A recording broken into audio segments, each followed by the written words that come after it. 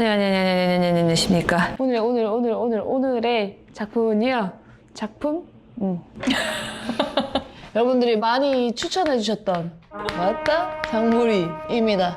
너무 거짓말을 많이 하고 거짓말이 쌓이고 해결되고 그게 너무 많은 게 중첩되다 보니 끊어서 가야겠어요. 16부작까지 갑니다. 1에서 16부까지 갑니다. 미니 시리즈로. 이렇게 끊어서 갑니다.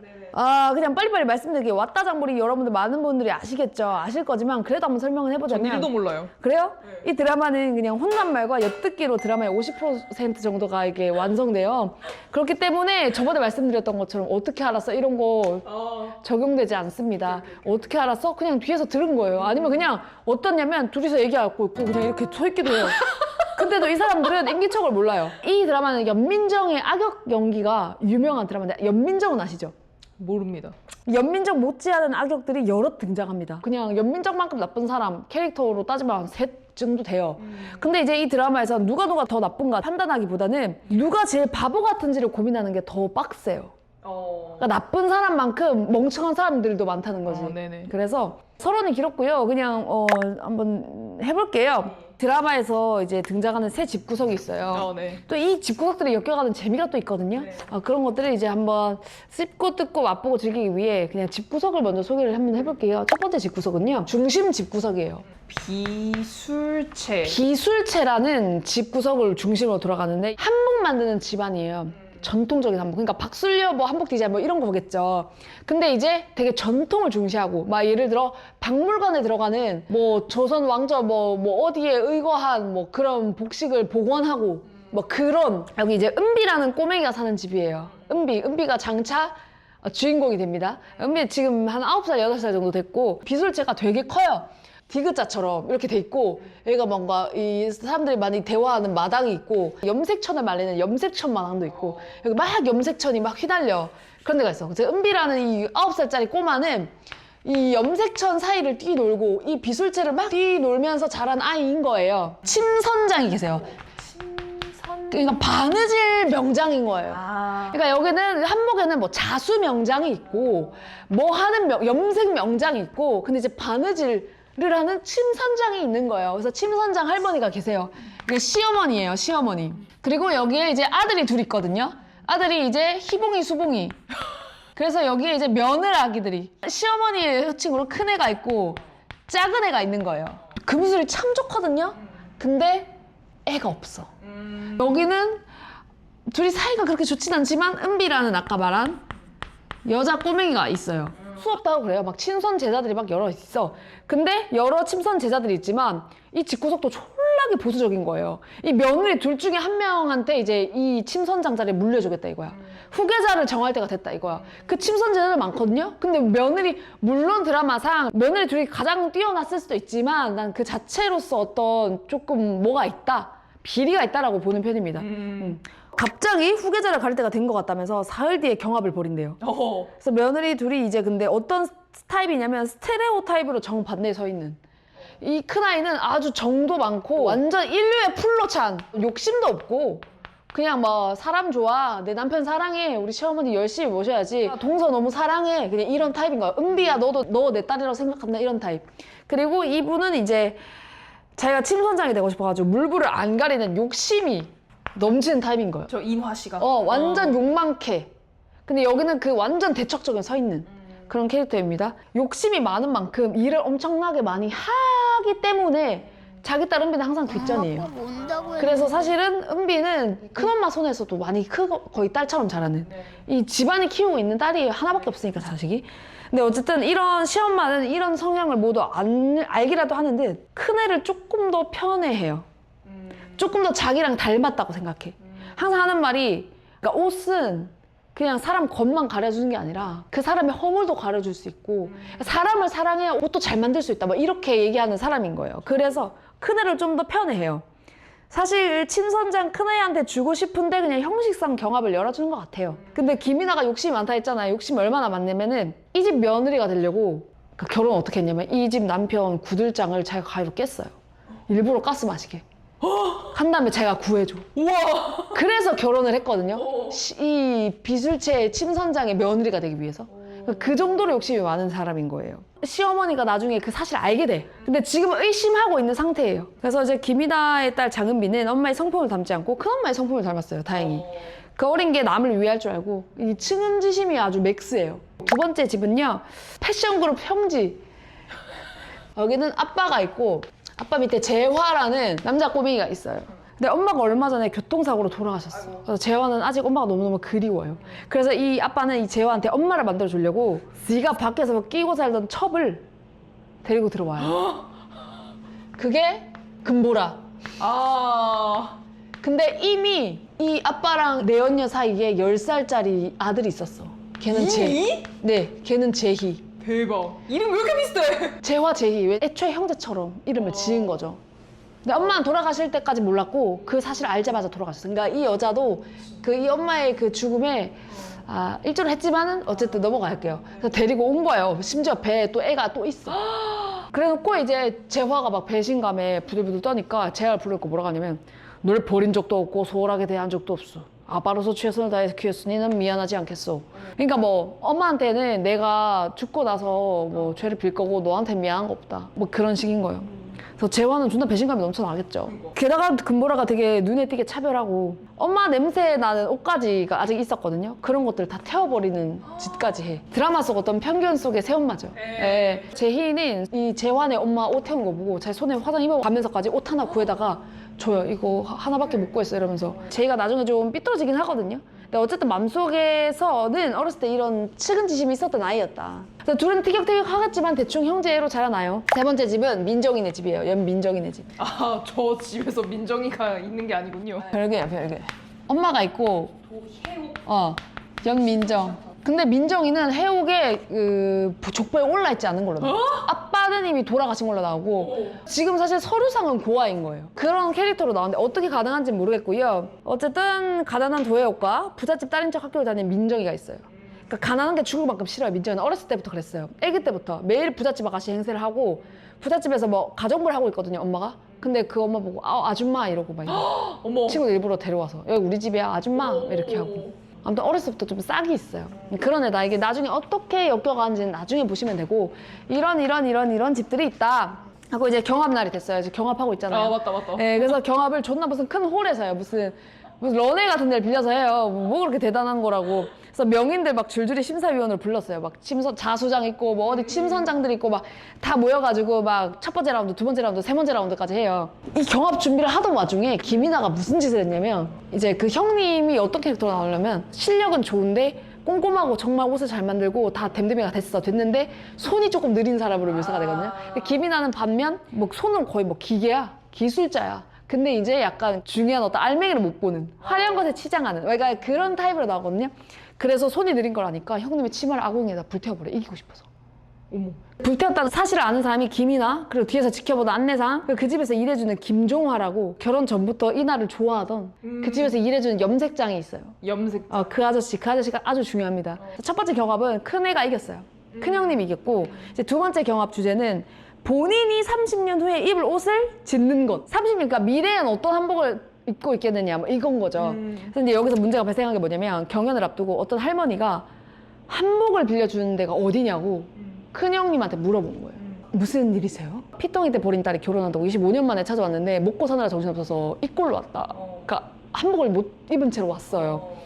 그래서 시어머니한테 얼굴 안 깎이고 한복을 좀 빌려고 싶은데 한국을 좀 빌릴 수가 있나요? 막 이래. 사정이 좀 딱하긴 해. 따님 결혼식이라고요? 하지만 여기는 그 옷을 빌려주는 곳이 아니어서 이렇게 얘기한단 말이야. 그러면은 할머니가 좀 도와달라 그래. 고민하다가 바로 오실 수는 있는 거죠. 이러고 옷을 빌려줘요. 경합복을. 근데 상식적으로 자기한테 그렇게 중요한 일인데 남사장이 닦았던 옷을 빌려주는 게 말이 안 되잖아요. 근데 큰형님은 빌려줘요. 뭐 캐릭터 빌드업을 위한 거니까. 이 초반화들은 사실 이 캐릭터가 어떤 캐릭터인지를 보여주기 위해 이제 노력을 하는 거니까 금방 돌아줘야 돼요? 이러면서 빌려줘. 금방 돌아오겠나요? 근데 사실 그 옷을 경합에 내놨으면 당연히 이길 수 있는 퀄리티의 옷이었어요. 나중에 이제 말하기를 침선장도 그 옷은 나도 만들 수 없는 옷이었어. 뭔가 이제 막 급하게 이제 막 그 옷을 싸서 나가려고 하니까 형님 지금 뭐 하는 거예요? 지금 당장 경합이에요. 그런데 빌려줄 데가 있어서 이래. 그러면은 형님 빌려준다니요? 지금 경합이잖아요. 이랬는데 아, 더 급한 데가 있어 이러면서 가서 빌려줘. 근데 이제 그것을 보고 이제 계책을 쓰는 거죠. 김이나가 이기고 싶잖아. 사람을 써가지고 그냥 할머니한테 옷 가지시라고 해버렸어요. 가져가라고. 그러니까 작은 애 옷이 좀 별로긴 했어. 약간 거기도 좀 문제가 있어가지고. 근데 어쨌든 옷이 없는 사람이 있으니까. 그래서 김이나가 이겼죠. 그래서 3라운드까지 가게 된 거예요. 3라운드 주제는 이제 할머니가 뭐라 하냐면 짐선이란 가장 작은 바늘로 옷을 만드는 일입니다. 그것은 사람을 살릴 수도 죽일 수도 있습니다. 마지막 경합은 바느질 실력과 덕으로 가리도록 하겠습니다. 과제는 저고리 깃을 다는 겁니다. 시작하세요. 이렇게 해요. 그러면은 사실 김이나한테 더 유리한 주제죠. 아, 그치. 손이 빠르고 기계 같잖아요. 이렇게 자신만만하게 옆에 형님 하는 걸 딱 보다가 마지막 땀에 손가락을 탁 찔려가지고 피가 묻은 거야. 그 저고리 깃에. 그래서 의견이 분분해요. 근데 어쨌든 이거는 바느질을 보는 거 아니냐, 과제를. 바느질로 따르자면 이거 기술이 아주 정교하다라고 하지만 또 다른 명장들은 아무리 잘했어도 피가 묻었으면 못 쓰는 옷 아니냐, 이거는 아니다 이렇게 하다가 결국에는 결론이 안 나서 침선장 어르신이 결정을 내리시라 이렇게 말을 한 거예요. 그래서 이제 내 뒤를 이어 기술체를 잃어갈 침선장 전수자는 큰애다 이런 거죠. 그럴 것 같더라. 나 같으면 송옥수 참가자다라고 하겠어요. 근데 거기 사람들 다 모아놓고 큰애다. 그래서 김이나가 어머님 피 한 방울 튄 게 문제라면 억울해요. 그건 실수였어요. 저 마지막 땀이었다고요. 침 선장님들도 제 바느질이 뛰어나던 건 인정해 주셨고요. 이렇게 얘기해요. 그 자리에서. 그러면은 침 선장이 피 한 방울 때문이 아니다 이래. 그럼 김이나가 그럼 뭔가요? 이래. 그러면 갑자기 이쪽에 경영자 문이 싹 열리면서 아까 그 할머니가 그 옷을 들고 은비의 손을 잡고 들어와요. 은비가 큰엄마의 그 일을 알고 막 그 할머니를 찾아 헤맨 거야. 그래서 그 모두 이제 이 송옥수 도전자의 선행을 알게 된 거죠. 마음을 어루만진 거지 그 사람의. 결과를 승복할 수 없다면서 악에 바친 거죠 김이나가. 형님의 누구 묵체를 했어요! 막 이러요. 전수자가 되는 게 형님한테 중요했던 거면 그런 거 묵했겠죠. 이 결과 승복할 수 없습니다! 막 이래. 침 선장이 건방진 것. 너 오늘부터 바느질 그만둬. 넌 내 제자로서 너 실격이다! 이렇게 얘기해요. 그러면은 계속 기회를 달라고 빌어요. 제 바느질 실력은 어머니도 인정하셨잖아요. 이렇게 얘기하면 침 선장은 바느질은 손재주만 있는다고 되는 게 아니야. 그치. 마음이 바르지 않으면 바늘이 사람을 찌르고 자식이 불행해질 수도 있어. 이렇게 얘기를 해요. 김이나가 그런 일 없어요 어머니 이런단 말이야. 소가 마시는 물은 젖이 되고 뱀이 마시는 물은 독이 되는 법. 네 바느질은 사람을 해치는 바느질이다. 뭐 이런 식으로. 약간 복선인 것 같죠? 아무튼 그래서 아무튼 그렇게 시간은 흘러가요. 네. 근데 이제 큰형님은 얼마나 또 성격이 좋으면 자기가 정말 전수자가 될 자격이 있는지 자신이 없는 거예요. 어머. 계속 자신이 없고 김이나는 존나 맨날 악에 맞춰가지고 자기 인정할 수 없다고 난리치고 다니니까. 그래서 침 선장도 처음에는 완강한 입장이었어요. 구들장 사건의 진실도 그 와중에 드러나거든요. 근데 수봉이가 자기가 한 짓이라, 자기가 김이나랑 결혼하고 싶어서 한 짓이라고 둘러대요. 왜요? 수봉이는 이 바느질이 지긋지긋해요. 엄마도 어려서부터 바느질 한다고 제대로 안 키웠잖아. 근데 너마저도 은비 안 키우고 바느질에만 정신 빠져 살 거니?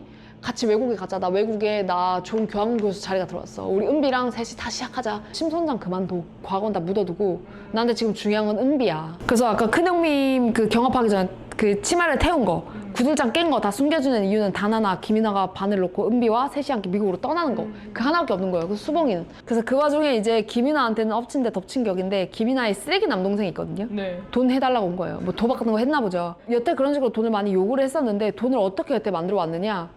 뒤에서 빗을 채 옷을 웨딩 업체에다 몰래 팔아온 거예요. 침 선장이 알면 바로 쫓겨나요. 할머니는 사적으로 한복을 잘 팔지 않아요. 그리고 막 박물관에 기증할 옷이나 그런 것들의 명예를 중시하지 돈으로서만 보지 않는단 말이죠. 한복이라는 수단을. 그래서 절대 자기 허락 없이 천 하나도 못 나가요. 근데 지금 뒤에서 몰래 팔아온 거지 김이나가. 그게 근데 한두 푼이 아닌 걸로 나와요. 수백에서 천 단위로도 올라가는 가치로 나오거든요. 그래서 그걸 여태 팔아서 돈에서 남동생한테 해줬던 거야. 그걸 여태 도와줬던 게 종화 씨. 아까 염색한다 했나? 네. 마음으로는 불륜이야. 내가 봤을 때는. 다 도와줘. 종화 씨가 대신 팔아주고. 빼돌린 주체는 어쨌든 간에 저기 인한 거죠. 인화가 이거 좀 팔아줘요. 이러면 그 아저씨가 가서 몰래 팔아주고 이런 거죠.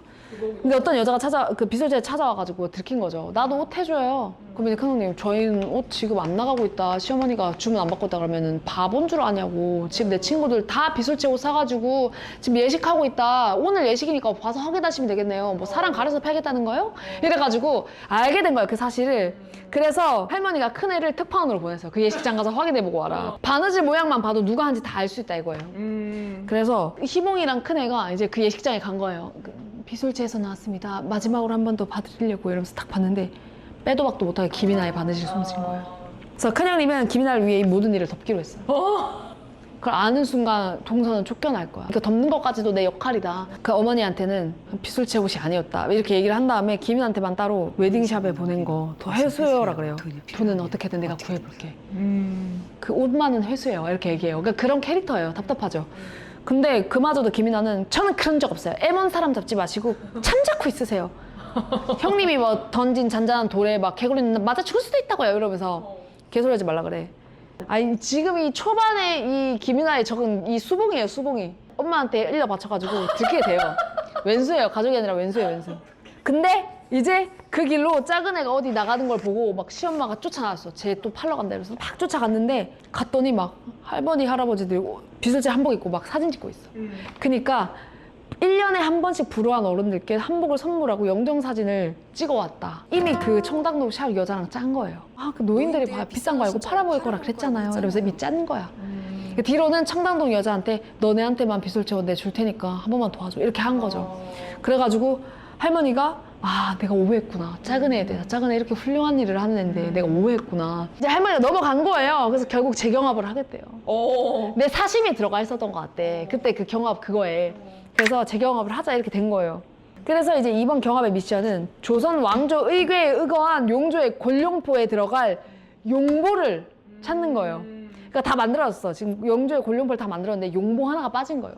그래서 한복을 하나 만들려면 자수장이 만든 이 자수, 심선장이 만든 이 바느질로 만든 한복, 이 모든 게 하나 합쳐져야 진정한 진짜 왔다가 된다 이거예요. 근데 용보를 찾아야 된다는 거야. 이 골룡포에 맞는 용보를 찾는 것, 결국 자수장을 찾는 것. 이 시어할머니가 염두에 둔 자수장을 찾는 것인 거예요. 그래서 정답은 어려서부터 침선장과 함께 공부를 했던 전주 어르신이 자수를 놓은 용보예요. 그래서 이제 그걸 먼저 손에 넣는 사람이 이기는 거거든요. 이 시점부터는 이제 큰형님도 이런 사람이 침선장이 되면 안 된다고 생각하고 침선장 되는데 사활을 걸기 시작한 시점이에요. 새벽에 용보를 찾으러 큰형님이 남편이랑 같이 먼저 떠나요. 전주로. 근데 그걸 또 그냥 몰래 갔다가 오면 되잖아. 근데 쪽지를 남기고 떠나. 그래서 김이나가 따라 나서게 되는 거예요. 지금 이길 생각이 없는 것 같아 내가. 그러게. 용보와 상관없이 동서는 이미 실격이야. 그렇게 불안했어? 내 치마를 태워버릴 만큼? 다녀와서 어머님께 모든 걸 밝히겠어. 난 지금 전주로 떠나! 이런 쪽지를 남기는 거예요. 따라오란 뜻이네. 아, 예, 따라오라는 거죠. 따라올 테면. 그래서 이제 김이나도 막 떠나려고 해요. 막 비가 막 억수같이 오던 날이에요. 김이나가 이제 급하게 나서려고 하니까 은비가 엄마를 막 따라가려고 해요. 왜냐면 엄마 아빠가 이혼을 목전에 두고 있잖아요. 근데 자식들이 모를 리가 없잖아. 엄마 아빠가 이혼을 앞두고 있는 상황을 맨날 싸우는데 그래서 엄마가 집 나가는 줄 알고 따라가려고 하는 거예요. 그런데도 엄마가 가려고 해요. 은비야, 엄마 바빠! 이러면서 가려고 해요. 그러면은 은비가 어떤 행동을 하냐면 화분을 들어서 자기 발을 찧어요. 못 가게 하려고. 그렇게 해서라도 못 가게 하는데 엄마는 붕대 감아주고 다시 집을 나가요. 어머머머. 쩔뚝거리면서 엄마의 차에 몰래 올라타 은비가 뒤에. 근데 지금 얼마나 이 김이나가 정신이 없냐면 전주까지 가는 동안에도 은비가 있는지를 몰라요. 비극이 시작되고 있는 거예요 지금. 전주 어르신은 큰엄마한테 용보를 전해줘요. 큰엄마가 먼저 용보를 손에 쥐었어요. 이제 막 요양원이었거든요. 내 마지막 용보일 것 같아. 제발 교환대다가 써줘. 이렇게 얘기를 해요. 전화를 해요 시엄마한테. 지금 올라갈게 서울로. 그러면 침선장이 지금 비 오는데 어디 온다 그러냐. 하룻밤 자고 내일 와라. 이러고 전화 끊었는데 자기가 운전한다고 그냥 가자 그래. 그러면 이제 옆에 남편은 용보를 안고 자고 있고 자기가 운전해요. 자고 오지. 그랬으면 결말이 달랐을 수도 있는데요. 아무튼 그래서 가는 길에 이제 인화가 옥수의 차를 또 발견해버린 거예요. 이렇게 딱 오는 길에 형님 이러면서. 그래서 이제 존나 난폭하게 따라붙기 시작하는 거죠. 클락션 존나 막 삐삐삐삐 울리고 막 하이빔 존나 쏘고 난리가 났어요. 예상을 했듯이 많은 분들이 예상을 하듯이 사고를 냈어요. 뭐 나중에 나오지만 그 자리에서 희봉은 사실 죽었어요. 진짜? 즉사는 아니고 병원 실려간 다음에 죽어요. 근데 이제 김이나는 어떻게 하다가 뺑소니 쳐야지 하는 거죠. 근데 그 사이에 은비도 내려서 큰아빠를 보고 막 놀라. 근데 그 사이에 김이나가 아무도 목격자 없지. 그리고 차에 타서 은비가 내린 줄도 모르고 그대로 떠나. 가버려? 와우. 은비가 탄 줄도 모르고 내린 줄도 모르고 그냥 자기 상황에 갇혀가지고 그냥 그러고 떠나버려. 그러니까 사고 과실은 인화한테 있는 거죠? 그쵸. 이따가 따라 붙어가지고 이제 차가 전복된 거예요. 그 와중에 이제 용보는 은비 손에 있고 엄마 차를 막 따라 뛰어 엄마 하는데 못 봐. 그냥 그대로 이제 서울로 가버리는 거죠. 그래서 다음 날이 되고 김이나는 아무렇지 않은 척 집으로 돌아가요. 그리고 은비의 행방은 아무도 찾지 않아요. 엄마도? 지금 은비가 없어진지 몰라. 헐. 전부 다 은비는 뒷전이었던 거죠. 아니요. 심한데? 그죠. 그래서 옥수는 깨어나자마자 사실을 고해요. 사고가 난 건 동서 때문이에요. 이렇게 악에 맞춰가지고 맞잖아. 사고 현장에서 주 머리핀까지 보여줘요. 이거 동서 거 맞지? 네. 매번 김이나가 하고 나오던 걸로 이야기가 되거든요. 근데 김이나가 전주에 자기는 간 적 없대. 자기 남동생 데려다 주러 공항에 갔었대. 머리핀도 이미 똑같은 걸 구해놨어요. 그 종화한테 부탁해가지고 알리바이를 만들어놨어요. 그래서 거의 큰애가 지금 몰린 거죠. 제가 지금 정신 놓쳤다. 자기 막 남편 잡아보고도 모자라가지고 애먼 사람 잡은 게 된 거죠. 그러니까 약간 저 사람 좀 이상하다 이렇게 된 거예요. 아무도 그 사람 믿지 않아 말을. 근데 희봉이 결국 죽었잖아요, 병원에서. 희봉의 장례식이 시작돼요, 그날 새벽. 근데 그때까지도 은비를 아무도 안 찾아요. 미쳤다 진짜. 은비도 사실 그날 사고 현장 근처에서 차 사고를 당하거든요. 누구한테 당하냐면 도혜옥이랑 연민정이 빚쟁이를 피해서 장흥으로 가고 있었거든요. 트럭에다가 둘이 이제 세간살이 싣고 둘이 도망가고 있었어. 근데 그 와중에 이제 은비를 친 거예요, 살짝 막. 그때 경찰서에 신고만 했어도 사실 은비는 집에 돌아갈 수 있었어요. 왜냐면 이미 집, 엄마, 뭐 번호 다 외우고 있는 상태니까. 애가 크잖아요, 8, 9살이면. 근데 병원도 경찰서도 아닌 여관방 애를 데려가. 애가 깨어나길 기다리는데 깨어나자마자 애가 막 헛소리야. 나비다, 나비! 이러면서 헛소리 하더니 혜옥을 보고 엄마라고 불러요. 기억을 잃은 거예요. 오 마이 갓. 그래서 혜옥은 범죄자가 될까봐 애를 경찰서에도 못 데려다 주는 거예요. 애가 지금 이렇게 바보가 돼버렸느니 내가 가면 날 놔주겠냐? 이렇게 하는 거죠. 그래서 이제 거기서 이제 국밥집을 차리는데 전부 시장 사람들도 보리를 다 도혜옥의 딸인 걸로 알고 있고 이제 버릴 수도 없는 거야. 그래서 키워오게 된 거예요. 보리? 그래서 애가 보리밥을 잘 먹었던 거야. 그래서 이름은 보리로 해. 그래서 보리에 도혜옥의 도자. 그래서 은비가 아니라 이제 그때부터는 도보리로 살게 된 거야. 귀엽다. 도보리. 그때서야 이제 은비의 실족을 눈치를 챈 거예요. 한 24시간 정도 지난 것 같아. 근데 이제 은비 엄마가 자기 차에서 은비의 물건이 발견됐었거든요. 그 자기 차에 타가지고 전주까지 갔을 수도 있지. 근데 그걸 보고서도 사람들에게 알리지 않아요. 자기의 잘못이 드러날까봐. 여기서부터 조금 자기 딸 맞아? 큰엄마는 그 남편도 죽고 그런 모든 상황들이 너무 붙이는 거에 힘에 그래서 그 모든 지침감에 비수주체를 떠나기로 해요. 큰형님 남편 따라가려고. 너무 괴로워서. 그래서 따라 죽으려고 절벽 위에 올라와요. 홀로 생을 마감하려고. 근데 이제 갑자기 구역감이 몰려오는 거예요. 알고 보니까 임신이었던 거야. 그렇게 기다리던 임신이 남편이 죽고 나서 이제 살아보려고 내려와. 이제 왠지는 모르겠지만 장흥으로 흘러 들어갔어요. 큰 엄마는. 근데 그 아기마저도 사실 홀로 지내다가 유산이 되긴 해요. 근데 어쨌든 그렇게 유산하면서 길에서 쓰러져 있던 거를 연민정네 엄마가 도와줘요. 그렇게 해서 이제 이 인연들이 연결이 되고 사실은 그때 은비를 잃어버렸던 시점, 큰엄마가 유산했던 시점, 도혜옥과 그러니까 큰엄마가 만났던 시점이 일치하잖아요. 그 도혜옥이 큰엄마한테 먹고 기운내라고 막 답지 않게 미역도 끓여줬고 그러거든요. 그러니까 지척에 살고 있다. 그런데도 얘가 은비가 여기 있는 걸 몰랐다는 거지. 드라마상 이해를 할 수 없는 설정들이 몇몇 있는데 그냥 굳이 짚지 않을게요. 네. 그래서 안내상은 이제 은비를 찾기 위해서 막 백방 노력을 하는데 은비가 주고 창창 그리던 그림이 있거든요. 염색천 마당에서 연 날리는 그림을 보면 은비 그림인지 아닌지 제가 알 수 있다 이거야. 지금 은비가 어디서 떠들고 있는지도 모르는데 갑자기 비술제 그림 대회를 열어가지고 은비를 찾으려고 하는 거예요. 뭐야? 애가 지금 집 떠나가지고 떠들고 있는데 그 포스터를 보고 그림 대회에 들어오겠어요? 순수하다. 그래서 보리는 지금 초등학교 앞에 비술제 그림 대회 포스터가 붙은 거를 보고 운명적으로 끌려가지고 그림을 그리기 시작해요. 근데 그게 어떻게 가능했지? 호적상 애가 지금 대가리가 이렇게 돼가지고 몇 살인지도 모르는데 학교에 어떻게 보냈지? 호적에 올렸나? 도보리로? 주민번호도 모를 텐데. 근데 갑자기 올린다고 그게 그 동사무소에서 무조건적으로 올려주지 않거든요? 납치일 수도 있고 유괴일 수도 있는 건데. 그렇지. 허술하네 약간. 그래서 어쨌든 그림대 포스터를 보고 운명적으로 끌려요. 그러니까 맨날 그리던 그림을 본능적으로 막 그려내. 근데 이제 연민정이 학원 갔다 와서 자기도 그 그림을 보고 입상하면 뭐 장학금이랑 대학까지 지원한다 뭐 이렇게 적혀 있었거든. 그래서 그 그림을 뺏기로 결심했어요. 그래서 그림대 신청서도 보리 거 일부러 안 내고 자기 것만 냈어요. 그리고 그 그림을 보리한테 배워요. 똑같이 그리려고. 그 은비의 그림을 그대로 카피해서 대회에 나간 거죠, 민정이가. 그래서 그 그림을 보고 이나와 가이드상이 깜짝 놀라요. 그래서 그 그림이 궁금해가지고 애 앉혀놓고 물으니까 저는 고아인데요? 이렇게 그래요. 엄마가 없다고. 엄마가 없다고. 장흥에서는 그럼 누구랑 지내냐고 그러니까 술집 하는 아줌마 밑에서 일 도와주고 얹혀 산다고 얘기해요. 맨날 자기 보고 식충이라고 밥 아까우니까 집도 들어오지 말라고 했다면서 거짓말해요. 사실 그거는 도해옥이 보리한테 하는 말이거든요, 맨날. 집도 없는 척 고아인 척 해가지고 이 사람들의 마음을 산 거죠. 그래서 후원을 받게 된 거예요. 그래서 엄마는 자기 미래에 도움 안 된다고 생각하니까 바로 엄마를 버리고 서울로 가출해요. 대박이다. 쪽지를 남기고 갑니다. 엄마 미안해, 나 서울로 올라가. 미술대 1등해서 대학교까지 다 공짜로 후원해 준다더라. 나 혼자 잘 살겠다고 이러는 거 아니야. 꼭 서울에서 성공해서 엄마가 이제까지 나 키워준 거 다 갚을게. 혜연아 서울에 와서 나 찾을 생각 하지 마. 후원해 주는 곳에 구하라고 이미 다 말했으니까. 와. 내가 거짓말한 거 그 집에서 알면 다 끝나. 그러니까 엄마 내가 연락할 때까지 기다려줘, 민정이가. 이러고 떠난 거예요. 초등학생 고학년 정도로 묘사가 되거든요. 비술치에 산 건 아니거든요. 근데 어디서 살았는지는 모르겠어, 걔가. 그런 것까지는 세세하게 묘사가 되지 않는다는 거죠. 그렇게 15년이 흘렀어요. 와우. 어쨌든 이제 그 비술치의 침선장은 김이나가 됐어요. 아무도 없으니까. 보리는 이제 5연서가 됩니다. 5연서. 23살 뭐 이렇게 묘사되거든요. 23살의 나이에 고등학교도 못 나오고 중졸에 평생 시장에서 국밥이나 배달하고 살아요. 헐. 엄마한테 매일매일 국밥 먹고 살거든요. 막 밥 먹다가도 숟가락 맞고 맨날 국밥 먹고 사는데 성격이 모난 것 하나도 없이 너무 사랑스러워요. 보리는 이제 엄마랑 같이 국밥 장사를 하는 한편 한복을 배우고 있어요. 한복. 뭐 피에 뭐 한복이 흐르나 보죠. 근데 존나 충격적이게도 누구한테 한복을 배우냐면 큰엄마인 송옥수한테 한복을 배우고 있었던 거예요. 근데 이제 고등학교 때부터 배워가지고 은비인 줄 못 알아봤다는 설정인 거예요.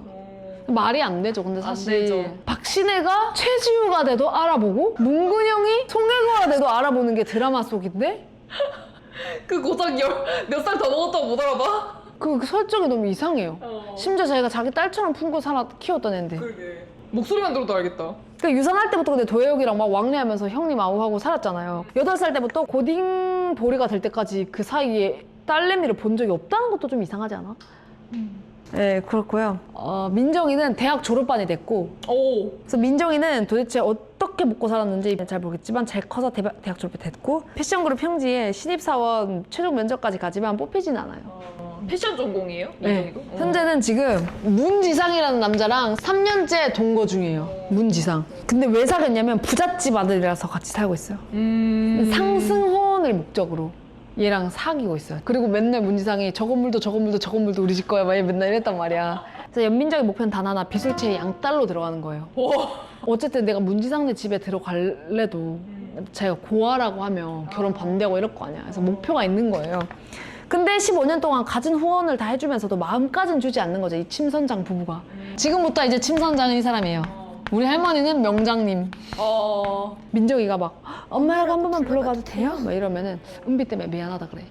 은비 자리를 비워놔야 된다면서. 근데 이 사람 자기도 침선장 되려고 그렇게 악바리를 쓰더니 막 연민정이 조금이라도 자기 막 딸로 막 입양해 주시면 안 돼 이러면은 우리 딸한테 침선장 물러줘야 돼서 안 된다 이래. 말이 안 되잖아. 딸내미 바느질 어떻게 하는지 알지도 못하면서 그러니까. 마음으로 물려주겠다는 거야? 뭐야? 비리 온상이에요 사실 비술체는. 근데 이제 비술체에 들어갈 구실이 하나 생겨요. 뭐냐면 어느 날 비술체 부부가 문지상네 찾아오는 거예요. 민정이네 집인 줄 알고. 급하게 이제 문지상 막 남자 흔적 막 치우고 맞이하는데 그날따라 가스 점검이라서 바닥이 좀 쌀쌀했어요. 그러면은 이제 그거를 바닥이 왜 이렇게 차? 이러면은 보통 우리 같은 사람들은 가스 점검이라서 그런가 봐요. 이따가 따뜻해질 거야 이렇게 얘기하잖아. 근데 걔는 사실은 가스비를 못 내서 끊긴 지 한참 됐어요. 그래서 바로 불쌍한 척을 하는 거예요, 거짓말을. 그래서 측은지심이 든 부부가 짐 챙겨서 바로 비술체로 가자 그러죠, 당연히. 가스가 끊겼대잖아. 찬물로 씻는다는 거 아니야, 그럼. 일단 그런 식으로라도 잠깐이라도 일단 비술체에 입성을 성공하는 거예요. 근데 그러던 와중에 문지상의 집안이 망한 걸 눈치를 채요. 어머. 망한 거예요. 그래가지고 막 다 확인해 못 나. 막 자기 건물이라고 했던 것도 건물 가서 경비한테 다 물어보는데 다 경매로 넘어갔어요. 경매로 넘어갔어요. 맨날 이런단 말이야. 그리고 이제 절망에 빠진 거죠. 상승을 했어야 되는데 이 새끼 뭐야 이렇게 된 거죠. 이제 변한 건 우리 아버지 사업이지 우리는 변한 건 하나도 없어 이렇게 얘기한단 말이야. 그러면 연민정이 사랑하라고 강요하지 마. 차라리 불우유 성공을 내라고 해. 선배고 나 더 이상 꿈꿀 미래가 없어. 우리 사랑 이미 끝났어. 그래서 침대에 이제 이불 덮고 눕는단 말이야. 근데 그 이불 덮는데도 지상이네 집이에요. 집에다 나가. 바로 마음이 식죠? 부잣집 아들이 아닌 문지상에 대해서는 알고 싶지가 않은 거죠.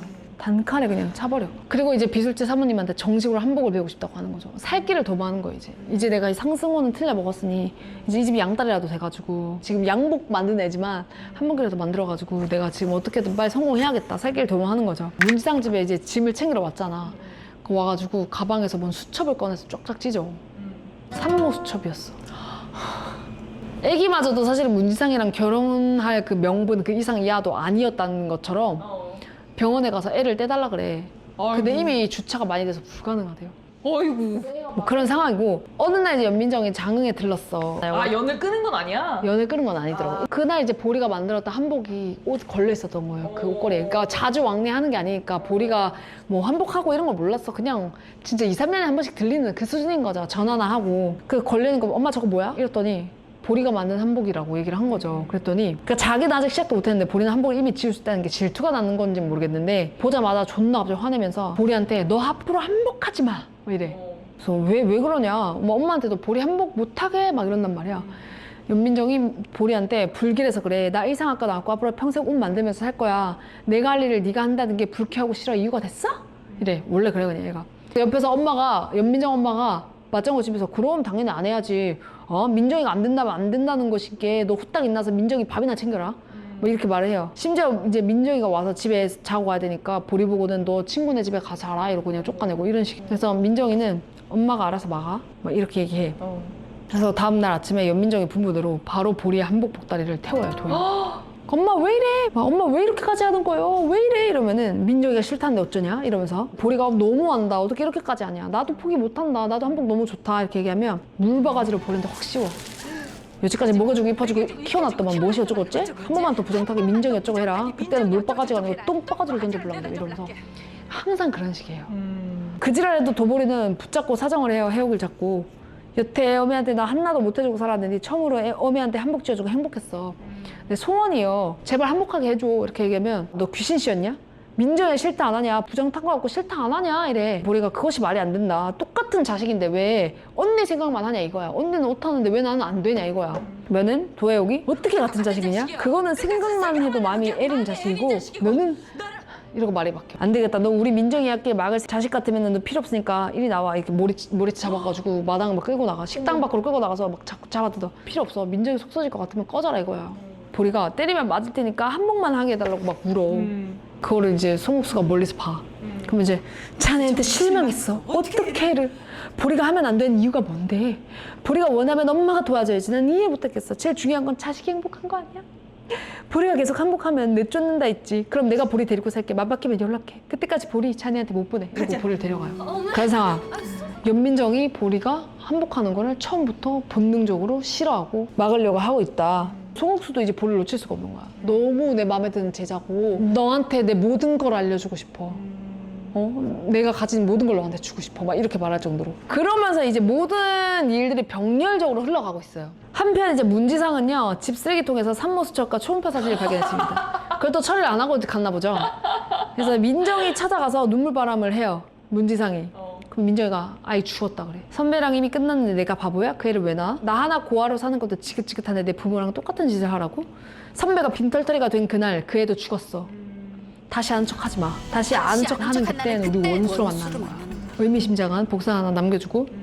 아까 비술체 정식으로 입주를 한 게 아니잖아요. 그러니까 정직원이 아니잖아. 근데 이제 잘 곳에 다시 찾아야 되잖아. 비술체에 들어가야 되잖아. 그래서 어떻게 했냐면 문지상을 걔 스토커로 만들었어요. 심사장한테 지금 밖에 어떤 남자가 찾아왔고 근데 그 사람 내 스토커고 맨날 쫓아다녀서 너무 힘들었고 이런 식으로 해가지고 완전히 그러니까 지금 나를 위험한 상태인 것처럼 거짓말을 해서 비술체에 정식으로 들어오게 된 거예요. 그래서 맨날 문지상이 집 앞에 찾아와. 그래서 민정이 병원 가야 된다고요. 이런데도 이제 스토커인 줄 알고 내쫓고 그런단 말이야. 근데 어떻게 애를 숨겨요. 막 밤새 하혈하기도 하고 하혈한 입을 막 빠는 거 들키기도 하고. 그러니까 아직 유산하진 않고 갖고 있죠. 갖고 있죠. 근데 어느 날 이제 민정이가 너무 아파가지고 막 병원에 실려가. 그러면은 의사가 배를 꾹꾹 눌러보잖아. 꾹꾹 눌러보는데도 참아. 이제 지금 복대하신 거예요? 의사가 물어보면 위경련 때문에 했다. 그냥 그렇게 대충 얘기하고 이제 보호자가 접수하러 가잖아. 김이나가 접수하러 간 사이에 의사쌤한테 제발 임신한 거 말아야지 말아달라고 싹싹 빌어 의사한테. 근데 그런 걸 용인을 해주나? 그래서 아무튼 그렇게 넘어가. 제발 저 임신인 거 알면 엄마한테 쫓겨나요 이러면서 막 그 위기들을 계속 넘기면서 살아요. 뭐 하혈하고 이불 빠는 거 들키고 실려가서 임신인 거 들킬 뻔한 거 막 구해달라 하고 막 문지상 스토커로 몰고 아무튼 존나 바쁘게 살아요. 한편 장흥에서는 검사가 됐대요. 재화가 아버지 패션그룹에 들어간 게 아니라 검사가 된 재화는 지금 장흥지청에 내려와 있고 보리는 이제 국밥 배달하다가 이제 인연이 된 거죠. 그러다가 둘이 뭐 사랑이 빠지겠죠. 재화랑 보리랑 뭐 드라마라면 그래야 되잖아요. 사랑이 빠지겠죠. 뭐 어린 시절 뭐 쪼꼬미 때 뭐 썸 탔던 전적도 있으니까 금방 빠질 거예요. 사랑에 흘러간다. 그냥 그 사실만 알고 계시면 되고요. 오해가 쌓여가고 있어요. 이 비술체에서는 은비가 사라지던 날에 가지고 있던 물건이 김이나의 서랍에서 발견이 된 거예요. 그래서 이제 계속해서 이제 수봉이는 이제 김이나를 계속 의심하고 있는 거예요. 15년이 지났잖아요. 애 잃어버린 지. 근데 이제서야 갑자기 형수님이 그때 이제 막 다 동서 때문이에요 이렇게 얘기했었잖아. 그 사고 났을 때. 그걸 이제 떠올리고 경찰서 가가지고 지그달 전주에 실종 신고돼 있는지 확인을 하러 간 거예요. 안내상이? 네. 15년이나 지나서. 공소시효도 끝났겠어요. 근데 이제 실종 신고가 돼 있었던 거예요. 이거 누가 신고낸 겁니까? 그러면 비술체라고 적혀 있었어. 비술체에서 냈다고. 거품을 문 거야. 이나는 누가 전주에 실종 신고 냈냐면서 막 시치미를 떼요. 자기가 낸 거 맞거든요. 그러니까 김종아가 그렇게 낸 거죠. 그러면은 이제 막 안에서 누가 냈겠냐고, 너 아니냐고 막 화를 내. 그러면 갑자기 막 무슨 생각이 났다는데 김이다가 한 사람 있죠. 전주 할머니 용물을 가지러 간 형님. 그래, 그런 거였어요. 그래서 집을 떠난 거예요, 형님이. 이러면서 수봉이가 넘어갈랑 말랑 하니까 종아 씨가 형님 차에 은비가 탄 걸 봤다 그랬어요. 이러면서 종아 앞에 데려가. 그럼 종아 씨는 그때 형님 차에 탄 거 봤다 그랬죠. 그럼 종아는 맞아 수봉이 막 이지랄해. 지금 꽁통하시네. 거기서 쏠랑 넘어가서 이제 타겟을 김이나에서 송옥수로 이제 변경하고 더 이상 형수님을 기다릴 필요가 없을 것 같아요. 이러면서 형수님 가고 다 빼. 이제 제희랑 민정이랑 약간의 어떤 썸이 있거든요. 문지상한테서 갈아탄. 여기 볼이 이렇게 짙게. 민정이랑 제이는 어떻게 만났냐면 제이는 패션그룹에 다니고 있잖아요. 뭐 신입사원 면접에서 만난 적이 있어. 이 패션그룹 평지에서 비술체에 돈이 많이 들어가고 있거든요. 300억인지 뭔가 하여튼 자본이 흘러가고 있기 때문에 민정이가 거기 이제 비술체 후원을 받았잖아요. 비술체랑 뭔가 이제 있어 보이는 거야. 그러니까 뭔가 비술체에 들어가는 돈을 자기 입맛대로 하고 싶어서 그래서 제이가 민정이한테 이제 접근을 하는 거죠. 근데 사실 민정이도 제이를 이용해야 되고 제이도 민정이를 이용해야 되고 그래서 서로 이게 손을 잡는 거죠. 이제 서로의 어떤 이득을 취하기 위해서 만났다. 그래서 어떤 일이 있냐면 어떤 영화배우가 칸 영화제에 가서 입을 한복을 짓는데 공모전을 열어요. 이제 거기에 이제 응시하라고 해 제희가 1등 되게 해주겠대 민정이한테. 지금 나론 좀 어렵고 우리 침 선장님을 설득해보겠다 이렇게 됐고 근데 보리도 거기에 응모하기로 한 거예요. 거기 이제 영화배우를 미팅하러 가요. 민정이가 이제 인터뷰를 하고 옷을 만드나 봐요. 뭐 어떤 옷을 편한지 어떤 옷을 선호하는지 그런 거 있잖아요. 그런 것들 갔는데 실루엣 드러나는 옷은 질리도록 입었다면서 영화제에서만큼은 편안한 옷을 입고 싶대요. 그 여자 배우가. 그리고 이제 그 매니저가 이제 영양제 드실 시간입니다. 그래서 영양제를 줘. 그 영화 배우가 영양제라면서 약을 먹거든. 그 약 이름이 마더스페린이야. 마더스펫? 모르겠어요. 근데 마더 땡땡땡인 거예요. 철분제예요. 임신하면 철분제 먹잖아요. 그러니까 임신했다고 소문내고 다니는 거죠. 영화 배우가 임신해서 이제 펑퍼짐한 옷을 입고 싶어서 한복을 입고 싶었나 봐요. 그리고 이제 자기도 이제 철분제를 먹고 있었으니까 사실 같은 임산부니까 뭘 먹는지 알았던 거죠. 아무튼 그래서 그 이제 최종 심의까지 갔어요. 최종 심의에 우리 보리보리가 올라갔어. 한복을 좀 만들 줄 알아요. 그래서 연민정과 침선장 씨도 올랐죠. 백이 있으니까 어쨌든. 그래서 이제 최종 2인으로 그가 된 거예요. 복도에서 이제 보리랑 민정이가 마주친 거죠. 아 그때까지는 몰랐어요 서로 그 낸지. 몰랐어. 딱 만났는데 연민정이 존나 대노하면서 보리를 막 밀쳐. 한복 만들지 말란 말 못 들었어? 니깎게 최종 후보라니 말이 돼? 막 이래. 네가 뭔데? 누구야? 네 혼자서 여기로 올라온 건 만무하고 네 선생이라는 그 사람이야? 이러면 이제 보리가 순전히 내 힘이요. 거짓말도 정도 끝에 내가 아니상 너와 내 스승님이 겨룰 일은 없어 포기해 이러면서 갑자기 그 보리 계약서를 뻑뻑 찢어. 너 같은 거 안 나타난다고 이상할 거 없어 나오지 마. 다음에 그 최종 그 일주일 뒤에 최종 심의였거든요. 그래서 연민정이 이게 마지막 기회야. 지금껏 널 키워준 엄마를 생각해서라도 네가 나한테 이럴 순 없어. 은혜를 원수로 갚아도 유분수지. 근본을 모르는 애를 갖다 키웠더니. 그럼 보리가 처음 듣는 얘기야 그 얘기는. 언니 뭔 소리요? 그러면은 이대로 장 내려가서 서울에 한 발짝도 내딛지 마. 내 말 알아들었어? 이렇게 얘기를 해요. 그러고 이제 집에 갔는데 연민정이랑 통화하는 엄마 목소리를 들었어요. 엄마가 뭐라고 하냐면 고년이 절대 네 앞길 망치는 짓 안 한다고 그래가지고 아무렴 내 새끼 속여가면서 너네 자식 편을 들겠냐. 그때 죽거나 말거나 거두는 것이 아닌데. 그놈의 손모가지를 분질러서라도 한복 옆에는 절대로 못 가게 막을 텐게. 전화 끝나고 본 거야. 그래서 내가 주워온 딸이구나. 알게 된 거죠. 다음 날에 보리는 엄마한테 정성껏 밥을 해다 바치고 엄마가 한복 접어라잉. 네가 한복 계속 한다면 남남된 줄 알아라 이래. 그러면은 보리가 부모 자식 간에 어떻게 남남이 돼간디 이러면서 막 최선을 다해. 근데 나 같아도 그럴 것 같아. 우리 엄마가 나 버릴까 봐. 그니까. 지금 나한테 남아있는 가족이라고 엄마밖에 없고 내 세상이 그거밖에 없는데 내가 어디 갈 데도 없잖아. 그러면 나도 사실 엄마한테 그렇게 매달릴 거 모른 척 할 것 같아. 근데 그런데도 한복을 포기 못 하겠는 거야. 내가 너무 좋으니까. 근데 사실 학교도 안 보냈잖아. 그러니까 보리한테 남아있는 거 엄마 아니면 한복밖에 없는 거예요. 엄마만큼이나 포기하기 힘든 게 한복인 거예요. 한복을 포기한다고 했구나 엄마한테. 엄마를 잃는 것보다 한복을 포기하는 게 더 나으니까. 그래서 보리가 한복을 그만둔다고 해. 송옥수도 나도 진작에 그만뒀어야 됐는데 네 가르치는 재미에 나도 못 그만뒀다. 야, 나도 그만둘라 한다. 그럼 보리가 뭔 소리냐. 그러면은 옥수가 그 바느질하면서 떠오르는 추억으로 행복했어. 근데 이제 그만둬야 돼. 욕심이 더 생겨서 용서받고 싶고 돌아가고 싶을지도 몰라. 어차피 사고 후유증으로 더 이상 바늘 잡기도 힘들어. 걱정 말고 어서 가. 그동안 너 때문에 행복한 걸로 됐어. 이러면은 보리가 막 잘못했다고 울어. 그러니까 진태가 양난인 거예요. 옥수도 엄마만큼이나 엄마보다도 나한테 잘했지. 스승이지만 스승 그 이상해. 그쵸. 다른 엄마, 제2 엄마 같은 건데 이제 한복을 계속 한다고 하면 이 엄마가 남남되자 그러고 그만둔다니까 이제 여기랑도 이제 그만둘 것 같고 이거 진태가 양난인 거예요. 그러니까. 보리는 엄마한테도 스승한테도 버려지는 기분이 들지 않을까요? 그니까. 그래서 고민하다가 아무리 생각해도 한복은 포기 못 하겠는 거예요. 그래서 진짜 재밌나 보다. 그 마지막 경연날 있거든요. 그 이제 배우가 직접 보고 고르면 끝나는 거였어요. 그 결승이 있었는데 스파식이네. 네, 그걸 안 가려고 했었거든. 엄마가 못하게 말렸어요. 근데 결국에는 가겠다고 하는 거야. 서울에 갈래요, 스승님. 가야지. 그래서 보리는 최종 당일 날에 엄마한테는 서울 간다고 안 하고 장지청 소풍에 일하러 간다면서 뻥을 쳐요. 근데 이제 연민정이 그날 아침에 전화가 온 거죠. 엄마, 보리 아무 데도 못 가게 잡아뒀지? 엄마 오늘만 넘기면 돼. 했지? 그랬더니 엄마가 걱정하지 말라고. 장지청에 지금 소풍 간다고 갔으니까 걱정하지 말라 그래. 그러면은 이제 보리 그게 서울 가려고 엄마한테 거짓말한 거란 말이야. 빨리 잡아와. 빨리 잡아오란 말이야. 이래. 연민정이 이번 일 잘못되면 엄마하고도 끝이야. 엄마 알아서 이렇게 얘기해요. 개 무섭다.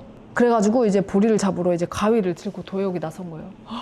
가는 길이 똑같잖아. 그 버스 정류장 가는 길이. 보리를 딱 찾아가지고 보리가 이제 들고 있는 한복 보따리를 본 거예요. 그래가지고 그걸 뺏어서 가위로 난도질을 해버려.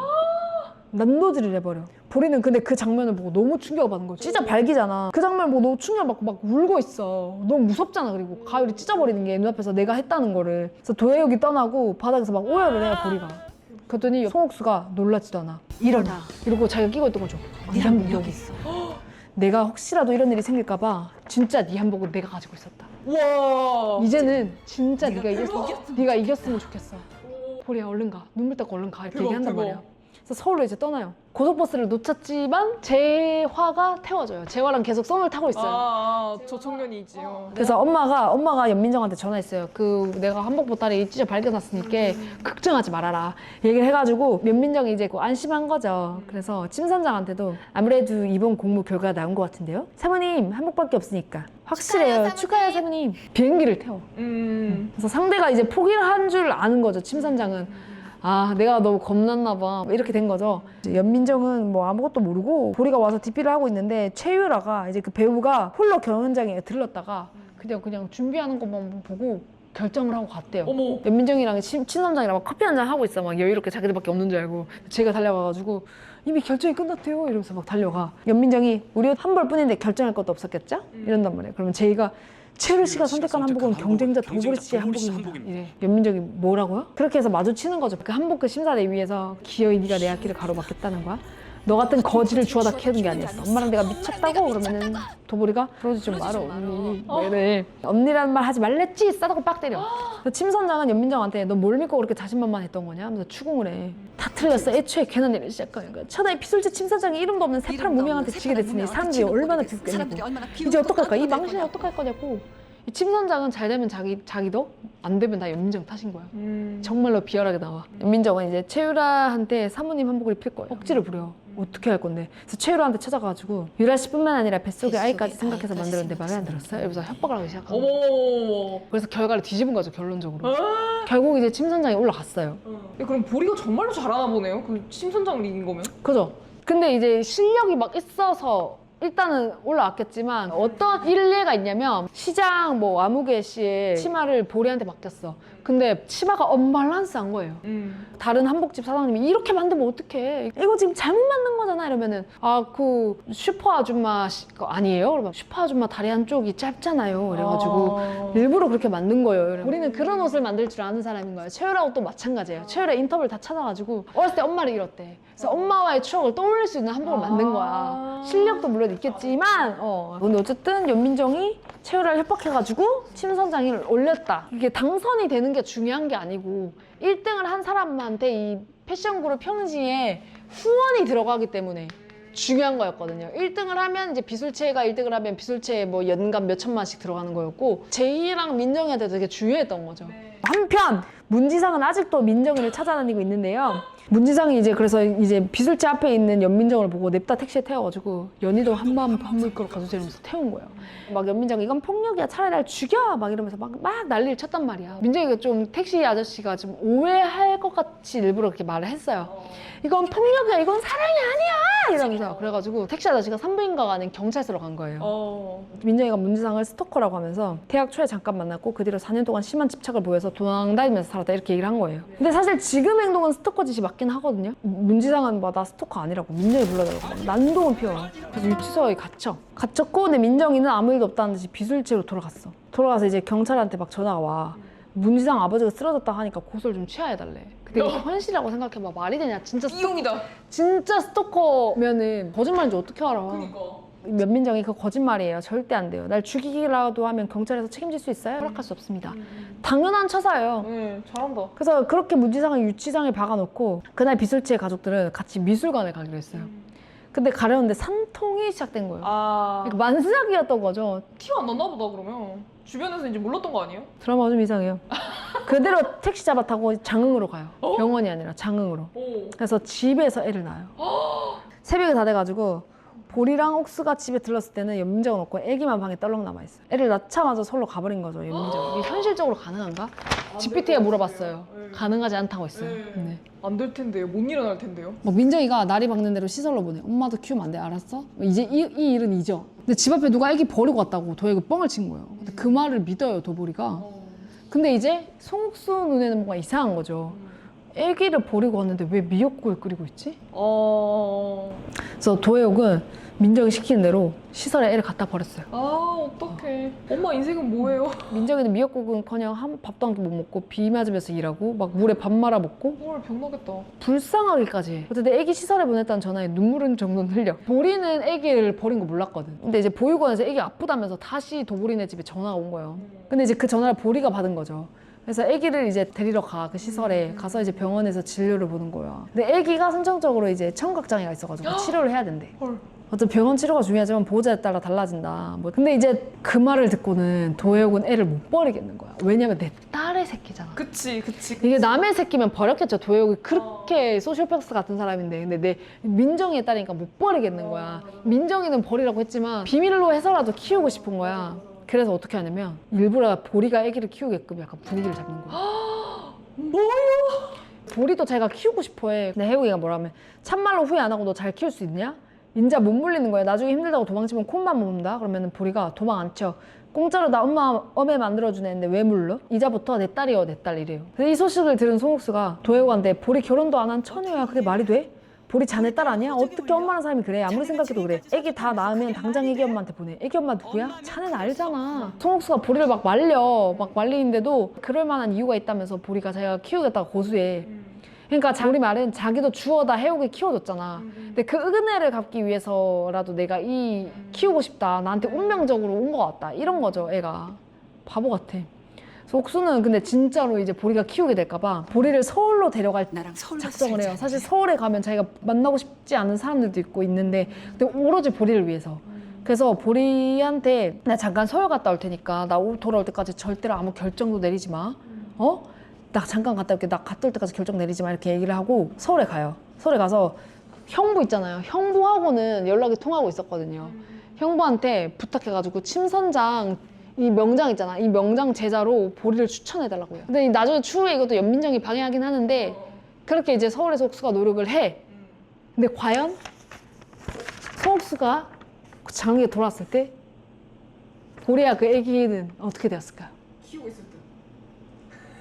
다음번에 알려드리겠습니다. 아. 이 정도로 마무리하고 더 남은 부분 이제 여러분들이 아시는 연민정. 연민정만큼이나 나쁜 사람. 연민정만큼이나 이 사람도 나쁘잖아. 그니까. 바보 일타, 수봉이와 또 이제 제희랑 민정이가 엮여 들어가면서 진짜 얘기가 재밌어지거든요. 사랑과 현관으로 향해가는 문지상이 이제 어떻게 연민정을 대할지 이런 것들 아주 재밌는 부분들이 싹 남아 있는데요. 아, 문지상이 아웃이 아니고 계속 나오나 보네. 아웃이 아닙니다. 네. 다음에 여러분들이 궁금해 하신다면 돌아오겠다. 네. 갈게요.